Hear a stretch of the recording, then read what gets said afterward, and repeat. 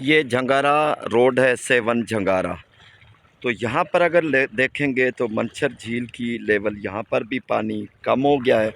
یہ جگہ جگہ پر ایسی پلیں ہیں جو برساتی پانی، سامنے پہاڑیاں ہیں، بہت زیادہ پہاڑیاں ہیں، پہاڑیوں سے جب نہریں اترتی ہیں، بہت زیادہ نہریں آتی ہیں، تو ان روڈ کراس کر کے، یعنی روڈ کے نیچے جو پلیں ہیں ان سے پانی منچھر جھیل میں داخل ہوتا ہے۔ کیونکہ ابھی طغیانی ہے، بہت زیادہ سیلاب ہے، تو سیلاب کی وجہ سے پانی کی واپسی ہو رہی ہے۔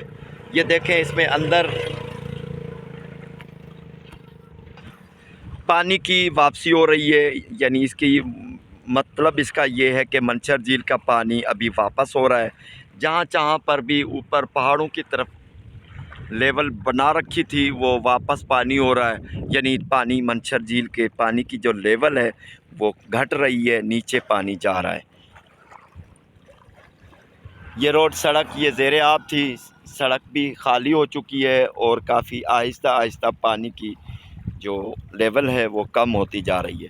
یہ لہریں پانی کی ہیں، دیکھیں کتنی خطرناک ہے۔ یہ سڑک کو بھی اس نے بہت زیادہ نقصان پہنچایا ہے۔ یہ پانی کے تھپیڑے جو ہیں وہ بہت نقصان کار ہوتے ہیں۔ جب بھی ہوائیں چلتی ہیں تو یہ لہریں اٹھتی ہیں اور لہریں بہت خطرناک ہوتی ہیں۔